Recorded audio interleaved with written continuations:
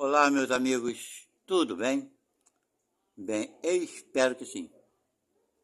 Estamos de volta aqui, como combinado, para fazermos então a nossa leitura e estudo do Evangelho segundo o Espiritismo. Segundo a nossa agenda, foi determinado que todas as sextas-feiras nós faremos esse trabalho. Serão sexta-feira e segunda-feira, ok? Bem, eu vou procurar manter-me fazendo esse trabalho por volta das 7 horas da noite. É o que está acontecendo essa gravação agora, nesse horário. São 19 horas. É claro que só vai aparecer no YouTube daqui a 30 minutos, aproximadamente, ou seja, 7h30. Porque a nossa leitura e estudo aqui é feita por aproximadamente 30 minutos, ok? Bem, gente, para quem estão chegando pela primeira vez aqui, sejam muito bem-vindos. Espero que gostem do nosso trabalho e estudo aqui. Eu considero estudo porque eu não somente leio, mas eu dou as minhas opiniões sobre as informações que os espíritos nos trouxeram nesse livro. Nosso trabalho aqui é feito por aproximadamente 30 minutos. Sendo assim, quando o capítulo é muito longo, eu divido ele por partes, ok? Então, nós nos encontramos agora na terceira parte, ok? No número 11 do capítulo de número 24, ok? Então, vamos lá? Começa assim. Esse título, os sãos, quer dizer, os saudáveis, não têm necessidade de médico. Número 11. Jesus, estando à mesa na casa desse homem, que era o Mateus, aí vieram muitos publicanos e pessoas de má vida que se assentaram à mesa com Jesus e seus discípulos. O que os fariseus, tendo visto, disseram aos seus discípulos: por que vosso mestre come com os publicanos e pessoas de má vida? Mas Jesus, tendo-os ouvido, disse-lhes: os sãos, quer dizer, os saudáveis, não têm necessidade de médico, mas os doentes, ou seja, os que são necessitados, de auxílio. Número 12. Jesus se dirigia sobretudo aos pobres e aos deserdados, porque são os que têm maior necessidade de consolações. Os cegos dóceis e de boa fé, porque pedem para ver, e não os orgulhosos, que creem possuir toda a luz e não ter necessidade de nada. E ele volta aqui entre parênteses, ver na introdução, publicanos e portageiros. Bem, gente, publicanos eram os cobradores de impostos, ok? Então, como Roma dominou aquela área todinha ali, a Judéia, aquela parte ali do Oriente Médio, então colocou os cobradores de impostos. Os publicanos eram os cobradores de impostos. E eram vistos pelo povo como pessoas de má conduta, porque eram judeus cobrando de judeus. Eles recebiam de Roma um salário para fazer essa cobrança. Então eram pessoas mais quistas, certo? Que as pessoas olhavam com os olhos, negativamente falando, Condenavam os publicanos. Então é isso. E ele continua. Estas palavras, como tantas outras, encontram sua aplicação no Espiritismo. Admira-se por vezes que a mediunidade seja seja concedida a pessoas indignas e capazes de fazer mau uso dela. Disse, que uma faculdade tão preciosa deveria ser atributo exclusivo dos mais merecedores. Quer dizer, as pessoas antigamente falavam muito isso, Hoje eu não sei se tem esse preconceito, que a mediunidade sempre vai numa pessoa ruim. Mas é a grande oportunidade, mais uma oportunidade que Deus dá, por misericórdia, para aquele ser ali se redimir do seu erro. Até quando frequentava a casa espírita, você falava muito isso. Nós médios, para aqueles que pensam, né? Ah, sou vaidoso porque eu faço isso, faço esse trabalho. A vaidade do médio. Então, para acabar com a vaidade, a gente falava muito, né? Nós somos os mais endividados. Por isso viemos com essa missão, né? Então, realmente é verdade. Ok? Até hoje é assim. Mas, infelizmente, a vaidade de alguns, né? Leva para o caminho, acho que eles são especiais. Bem, cada um com seu cada um, não é verdade? Ele continua aqui. Digamos primeiro que a mediunidade se prende a uma disposição orgânica, da qual todo homem pode estar dotado.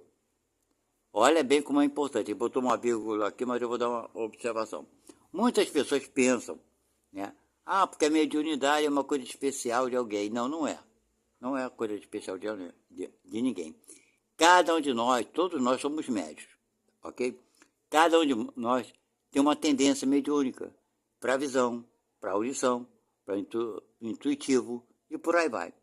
São várias as mediunidades, ok?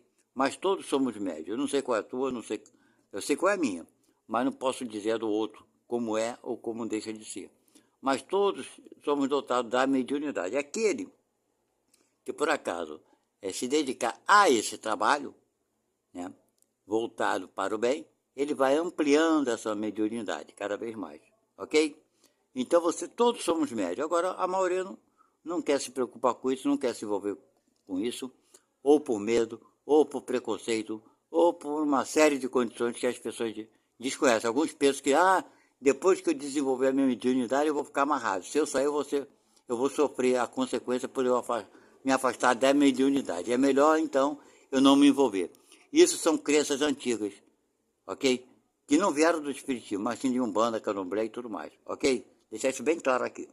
Mas, no meu espírito, isso nunca foi verdadeiro, essa ideia, esse pensamento.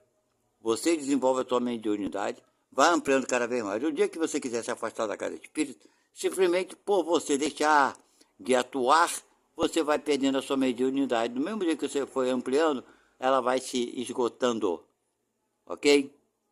Então, cada caso é um caso, mas ninguém sofre porque abandonou a mediunidade, ou paga ou cometeu pecado, ou vai pagar alguma conta. Isso não existe, tá? Vamos lá, ele continua aqui.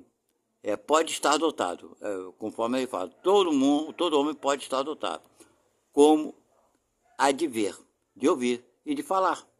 Todo mundo. Não há uma da qual o homem, em virtude do seu livre-arbítrio, não possa abusar. Quer dizer, o cara começa bem. Existe no meio espírita muitos médicos que começaram muito bem e depois vai para o caminho errado. Ok? Então o abuso existe em qualquer parte, em qualquer religião. O espiritismo não é isento dessas complicações, não. Tá, gente? O ser humano é uma coisa, a ideia é outra. Ok? Vamos lá. E ele continua falando. E se Deus não houvesse concedido a palavra, por exemplo, senão aos que são incapazes de dizer coisas mais, né? Exemplo, senão aos que são incapazes de fazer coisa mal. Já imaginou? Se Deus desse essa palavra só para aqueles que podem falar coisas ruins? Pois é, não é assim. Haveria mais mudo do que falante. Olha só, não é verdade? Haveria mais mudo que falante, né? Deus deu ao homem as faculdades e o deixa livre para usá-las, mas pune sempre aquele que delas abusa. Essas coisas que botam aqui, essa ideia de Deus, é que eu discordo sempre. Olha bem, falando de Deus. Deus deu ao homem a faculdade e o deixa livre para usá-la, mas pune sempre aquele que delas abusa. Então, quem pune? Deus. E eu não concordo. Eu não concordo. Deus não pune ninguém. Ninguém veio na vida para ser punido por qualquer motivo. Faça a besteirada que tu fizer, meu amigo. Está livre para fazer. Tem a consequência. Deus vai se vingar pela consequência? Não. Também não é isso. As pessoas não estão entendendo que a Deus será possível. Você vai passar pela dificuldade que tu causou aos outros. Porque Deus te obrigou também? Não, já falei isso 1 milhão de vezes. Em dado momento da sua vida, ou saindo do corpo, né, definitivamente, desta vida atual, morrendo, ou continuando no corpo, Tu de repente toma uma decisão de mudar teu jeito e fazer o bem. Aí você vai querer passar pelas coisas que tu fez o outro sofrer. É uma escolha sua. É crescimento teu. Quer crescer agora é problema teu. Quer crescer daqui a 1 milhão de anos é problema seu. Você tem a liberdade. E sempre terá. Deus não impõe nada a ninguém. Você que escolhe. Quer parar de sofrer? Quer parar de ficar no mundo inferior e ir para o mundo melhor? Faça você. Tá aí, ó. Você quer se formar em medicina? Alguém te obriga a ser médico? A ser um engenheiro, a ser um arquiteto, a ser um professor? Ninguém te obriga. Ah, mas meus pais me influenciaram. Tá, mas você foi adulto, você escolheu seguir. Mas alguém te obrigou a ser médico? Não, você foi porque tu quis. Ah, então para ser um médico, basta querer? Não, você vai ter que se dedicar, vai ter que estudar, vai, né? Estudar bastante. Para se tornar um médico, um engenheiro, seja lá o que for. Ah, Deus impôs o castigo. Não, você, para ser aquilo você tem que estudar. Para ser um bom espírito você tem que fazer o quê? Não tem que se dedicar também a esse trabalho? É da natureza. Agora você não quer, eu não quero ser engenheiro, eu quero ser um servente, um auxiliar de cozinha, né? Um ajudante disso, um ajudante daquilo, eu não quero. Tu não vai ser, cara. Tu entra numa empresa grande e vai ficar faxineiro e vai se aposentar faxineiro. Qual o problema? Nenhum. Não foi escolha sua? Agora tu vai poder condenar os outros porque o chefe ou o engenheiro da tal empresa, o superior, tem um carro importado, mora bem, ganha bem pra cacete e você não? Você pode culpar os outros pela tua negligência? Pelo seu comodismo? Podemos? Claro que não. Então Deus não pune ninguém. É a sua escolha que te pune, se assim podemos dizer. Ok? Vou virar a página aqui, só um minuto. Você me desculpe, mas acabei esquecendo de descer a câmera, né? Então vou ler esse último parágrafo aqui dessa página, que fala assim, eu vou repetir. Digamos primeiro que a mediunidade se prende a uma disposição orgânica, coisa do corpo, tá, gente? Da qual todo homem pode estar dotado. Ponto. Como há de ver, de ouvir, de falar. Não há uma da qual o homem, em virtude do seu livre-arbítrio, não possa abusar. Né? Todo mundo pode abusar do que for. E se Deus não houvesse concedido a palavra, por exemplo, senão aos que são incapazes de dizer coisas mais, né? Tivesse dado só a palavra à pessoa que fala coisa boa, não, só haveria não haveria mais mudos, né? Se fosse dar só para aqueles que são bons, existiria mais mudo que falante. Deus deu ao homem as faculdades e o deixa livre para usá-las, mas pune sempre aquele que dela abusa. Quer dizer, essa última frasezinha, mais pune sempre, Deus não pune ninguém, conforme eu expliquei a vocês. Ele continua. Se o poder de se comunicar com os espíritos não fosse dado, senão aos mais dignos, qual aquele que ousaria prendê-lo? Né? Prendê-lo não, desculpe. Que ousaria pretendê-lo? Né? Onde estaria, aliás, o limite da dignidade e da indignidade? A mediunidade é dada sem distinção, a fim de que os espíritos possam levar a luz em todas as fileiras, em todas as classes da sociedade, ao pobre como ao rico, aos sábios para os fortalecer no bem, aos viciosos para os corrigir. Estes últimos não são os doentes que têm necessidade de médico? Por que Deus, que não quer a morte do pecador, o privaria do socorro que pode tirá-lo do lamaçal? Os bons espíritos vêm, pois ajudá-lo, e seus conselhos, que ele recebe diretamente, são de natureza a impressioná-lo mais vivamente do que se os recebesse por outros caminhos.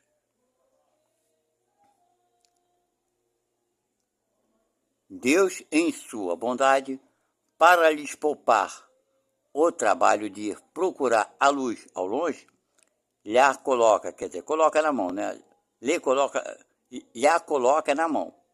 Não é bem mais culpado se não a considerar? Poderá se desculpar por ignorância? Quando terá escrito ele mesmo, visto com seus olhos, ouvido com seus ouvidos e pronunciado com sua boca a sua própria condenação? Se não aproveita, é então que é punido com a perda ou desmoralização de sua faculdade,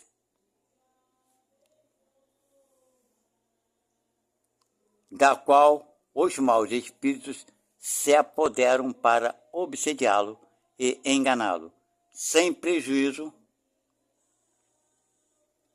das aflições reais, com que Deus atinge seus servidores indignos e os corações endurecidos pelo orgulho e pelo egoísmo. Bem, gente, então nós estamos vendo aqui essa parte aqui que fala o seguinte. Então, nós médios, quando trabalhamos mediunicamente, e a gente costuma falar, geralmente as mensagens que nós recebemos é um alerta muito bacana, principalmente para nós médios, que estamos ali, recebendo as comunicações. Muitas vezes nós achamos que aquelas comunicações são para os outros, isso é para os outros, não é para os outros, não é para todo mundo. Principalmente para aquele que está ali trabalhando. Entendeu? É para todos nós. Infelizmente, tem alguns que acham que as comunicações, esses avisos é para os outros. Porque os outros são doentes. Eu não sou doente, eu sou o cara que sei de tudo, eu sou muito bonzinho. Esse que é o nosso problema, eu acho. Ok? Eu não posso dizer todo mundo, mas tem pessoas que pensam assim, Acham que o trabalho dele mediúnico é mais valioso que o do outro, acha que ele é um médico de cura maravilhoso, ele faz comunicações maravilhosas e tudo mais, e nega tudo que vem dos outros, mas o dele ele é o cara, esse cara sou eu, ok? E essa não é a verdade. Vou descer um pouquinho a câmera, aqui, só um minuto.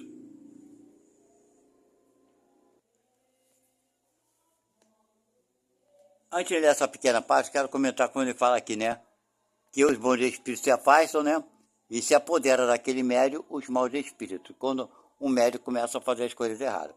Aconteceu alguns anos atrás aqui no Brasil, um médium espírita, realmente, ele fazia curas mesmo. Ele curava as pessoas e quem se manifestava nele era o espírito denominado Dr. Fritz. E quem é espírita sabe que a cirurgia que o Dr. Fritz fazia, Zé Igor, fez muitas cirurgias, era com corte. Ele cortava a pessoa com gilete, com canivete, com faca, assim, nada esterilizado. Zé Igor fez muitas cirurgias desse tipo. Enfim, Zé Igor morreu num acidente de carro. Então ele não foi charlatão, ele fazia tudo de graça, não cobrava nada. Esse outro médium mais recente, deve ter uns 30 anos atrás, ou 40 anos, não lembro muito bem, ele fazia também a mesma cirurgia através do doutor, quer dizer, o doutor Fritz fazia uma cirurgia através desse médium, do mesmo jeito, com corte, tirava a catarata, fazia não sei o que, lá, enfim. E ele ficou muito famoso no Brasil, ele é brasileiro. Não vou citar o nome dele aqui, que não é o caso. Mas ele começou, ele era engenheiro ou arquiteto, alguma coisa, ou era engenheiro, acho que ele era engenheiro. E, com o passar do tempo, ele logo se viu muito trabalho mediúnico para ser feito e decidiu tomar uma decisão. Porque fazia o trabalho voluntário, gratuito, ele não cobrava nada de ninguém. Ele tinha um emprego dele de engenheiro. Mas ele viu que havia uma grande possibilidade de ganhar muito dinheiro fazendo o que ele estava fazendo mediunicamente. Ia dar mais lucro para ele, ele ia ganhar muito mais dinheiro, ia ficar bem de vida rapidamente. Claro, fazia filas e filas no centro que ele trabalhava, aquele negócio todo. Enfim, aí ele decidiu fazer assim, cobrar. Começou a cobrar, ok? O que foi acontecendo a partir daí? As pessoas começaram a ter problemas com a cirurgia que ele estava fazendo.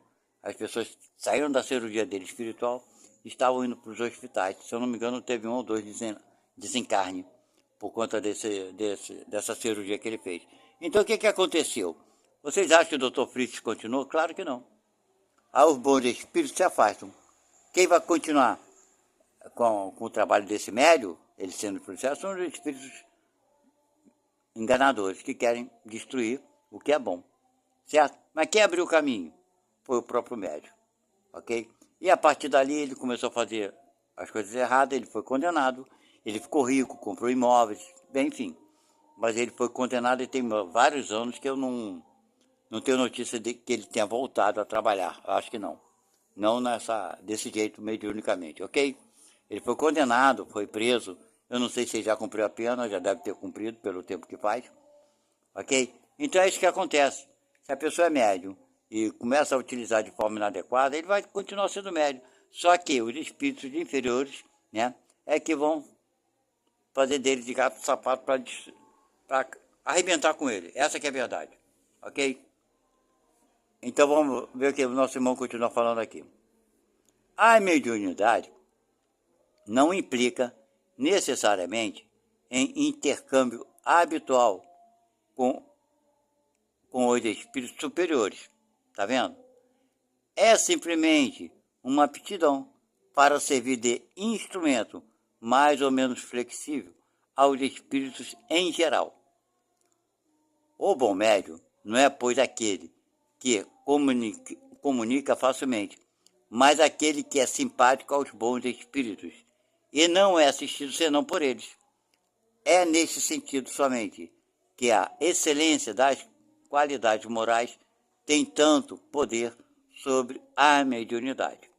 Então, gente, é a boa vontade do médium fazer um bom trabalho, porque a vaidade do médium faz muita complicação. Tem médium que quer receber espírito bom, espíritos conhecidos, né? Principalmente no meio espírita, e que aí já viu, vai ser enganado. Não tem jeito não, gente. Olha, se vocês que estão ouvindo isso quiserem e tiverem interesse em participar de um estudo, de um trabalho mediúnico, vá pela simplicidade, faça o que você puder fazer para contribuir, sabe? Não se ache melhor do que ninguém, o máximo, porque na verdade só vai prejudicar a tua caminhada, ok? E vamos ver agora o que ele fala. Número 13. Coragem da fé. Todo aquele que me confessar e me reconhecer diante dos homens, eu o reconhecerei e confessarei também eu mesmo, diante do meu Pai que está nos céus. E todo aquele que me renegar diante dos homens, ou eu o renegarei também, eu mesmo, diante do meu Pai que está nos céus. Mateus falou isso. Falou que Jesus falou. Eu discordo, acho que Jesus não falou nada disso, acho que foi historinha de Mateus. Como eu não acredito em muita coisa que as pessoas pensam que a Bíblia é sagrada, não tem nada de sagrado ali não. O que é sagrado é você, as informações que são boas e amorosas, aquelas que te diz que você deve ser bom para o outro. Isso é tudo sagrado, seja onde estiver, na Bíblia, no caderno, seja onde for, ok? Então eu não concordo que...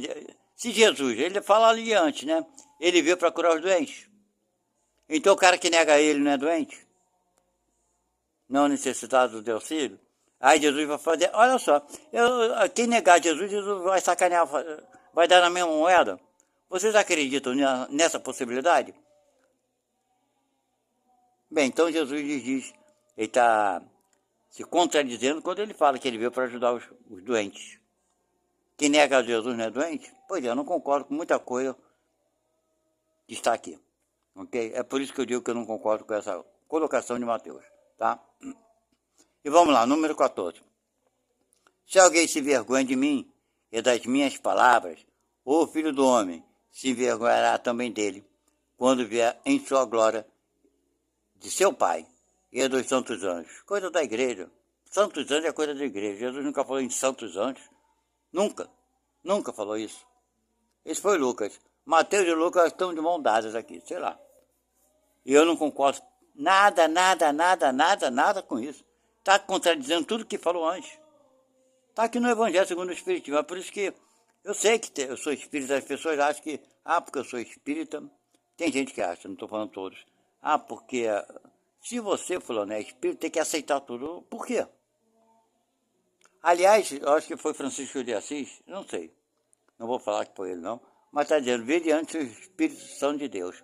O que é ser de Deus? O que ele quis dizer com isso? Verificar se as mensagens combinam com a bondade de Deus. É isso. Não é para dizer se o Espírito é ruim ou bom, é mais para... Será que aquilo é verdadeiro? Porque não é porque a pessoa passa uma mensagem que não é verdadeira que a pessoa é má, não. Ela não tem conhecimento. É bem diferente de ser má, né? A maldade é... Se podemos dizer que eu não acredito na maldade, é quando você tem a intenção realmente de prejudicar alguém. Então a maldade está mais dentro de você do que fora de você. Porque mais que você queira fazer mal para alguém, você só vai conseguir se aquela pessoa, por algum motivo, merecer passar a maldade que você está fazendo para ela. Então a maldade está sempre dentro de alguém, mas nunca fora. Interessante isso, né? Pois é.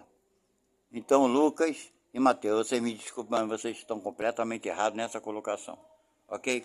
Deixa eu descer a câmera aqui que eu esqueci de descer, ficou só de Mateus, né? Eu vou ler essa parte do Lucas, peraí. Bem, tá a mensagem do Lucas, que é o número 14, é bem curta, eu vou reler para vocês. Se alguém se envergonha de mim e das minhas palavras, o Filho do Homem se envergonhará também dele, quando vier em sua glória, e na de seu Pai e dos santos anjos. Lucas. Já comentei sobre isso, né? Vamos lá, número 15. A coragem da opinião sempre foi considerada entre os homens, porque há mérito em afrontar os perigos, as perseguições, as contradições e mesmo os simples sarcasmos, aos quais se expõe quase sempre aquele que não teme confessar claramente ideias que não são as de todo mundo. Aqui, como em tudo, o mérito está em razão das circunstâncias e da importância do resultado. Há sempre fraqueza em recuar diante das consequências da opinião e em renegá-la, mas há casos de uma covardia tão grande quanto a de fugir no momento do combate. Então você está falando de muita covardia, mas vem cá, não foi Pedro que negou Jesus quando foi inquirido, quando Jesus estava sendo, iria, né, ser crucificado, estava sendo condenado e julgado? Aí vem aqui o cara e fala, não, você tem que ser corajoso, fugir no momento do combate. Pedro não fugiu? Não negou Jesus 3 vezes? Ou isso foi verdade ou foi mentira? Interessante, né? Pois é. E aqui no finalzinho, fala assim, Jesus assinala essa covardia. É legal, né? Do ponto de vista especial da sua doutrina. Quer dizer, o Kardec vem querendo explicar o inexplicável desses caras que falaram essas coisas aqui em cima, que eu não concordo. Não concordo nem um pouquinho. Jesus assinala essa covardia, por que não assinalou a covardia de Pedro? Vai assinalar a covardia nossa que somos, vamos botar assim, estivemos mais longe de Jesus do que Pedro. Que Jesus conviveu com ele naquela época. Eu não convivi, com toda certeza. Ou se eu convivi, vamos supor que eu tenha sido Pedro. Vamos supor, legal, bacana, gostei dessa ideia minha. E se eu fui Pedro? O que eu fiz naquela época? Fui covarde. Eu não mereço ser reconhecido perante Deus também, não. Jesus está bolado comigo, porque ele fala aqui antes. Eu não reconheci ele, neguei, fugi no momento do combate. Não é uma contradição? Pois é. São tudo coisa dos homens, que somos homens, espíritos encarnados, querendo convencer outros de coisas erradas e por aí vai. E vamos nessa sequência, vamos pensar por nós mesmos. Por isso que eu falo sempre, eu penso com a minha cabeça. Ok? Acredito num Deus criador de tudo. Esse é o Pai de todos. Acredito que Jesus veio sim, né, nos alertar da melhor forma de vivermos. Estamos tentando, estamos colocando nossa vida até hoje. Talvez não estivéssemos aqui no planeta naquela época, mas agora estamos. Isso é que importa, ok? Vou passar a câmera aqui para o outro lado. Espera aí, só um minuto. Então ele continua, né? Conforme falou antes, Jesus assinala essa covardia de ponto de vista especial da sua doutrina. Doutrina aqui, tá? Dizendo que se alguém se envergonha das suas palavras, ele se envergonhará também dele, que renegará aquele que eu tiver renegado, que aquele que eu confessar diante dos homens, o reconhecerá diante de seu Pai que está nos céus. Em outros termos, aquele que tiverem medo de se confessar discípulos da verdade, não são dignos de serem admitidos no reino da verdade. Perderão o benefício de sua fé, porque é uma fé egoísta, que guardam para si mesmos, mas que escondem com medo que lhe cause prejuízo neste mundo, enquanto que, colocando a verdade acima de seus interesses materiais, aqueles que a proclamam abertamente trabalham ao mesmo tempo para o seu futuro e o dos outros. Número 16. Assim o será com os adeptos do Espiritismo, uma vez que a sua doutrina, não sendo outra senão o desenvolvimento e a aplicação do Evangelho, é a eles também que se dirigem as palavras do Cristo. Semeiam na terra o que colherão na vida espiritual. Lá colherão os frutos de sua coragem ou de sua fraqueza. Ok? Mais uma vez eu não concordo com isso. A fraqueza todos temos. Ninguém aqui é super forte, porque se fôssemos muito fortes e super capazes, não estaríamos aqui. Ok? Então, gente, basicamente é isso. Esse capítulo, A Coragem da Fé, é uma coisa que foi trazida por Mateus, na visão dele, na visão de Lucas, que eu discordo completamente. O Espiritismo está aí para todo mundo. Não pense você porque você entrou no Espiritismo, você entendeu todas as regras, você faz tudo o bem possível, você não é melhor do que ninguém. Não é. Você pode estar momentaneamente com mais conhecimento, mas não significa que tu seja melhor do que ninguém, porque ninguém é melhor do que ninguém. Nós podemos estar sob condições melhores, é diferente, mas ser ninguém é. O único ser que é superior a todos é Deus, ok? Os outros, de Deus para baixo, estamos, é temporário, ok? Eu vou encerrar por aqui, porque já temos 32 minutos, e na próxima leitura, então, vamos começar, né, vai ser a quarta parte, né?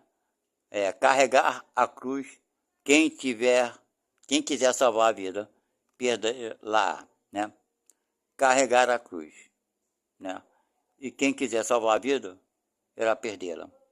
E vamos entender o que quer dizer isso que está lá na Bíblia, coisa e tal. Então fiquem com Deus, não esqueçam de dar aquele apoio, se inscrever, dar o like e principalmente, se quiserem fazer algum comentário, por favor. Eu tenho imenso prazer em conversar com todos vocês. Até a próxima. Tchau.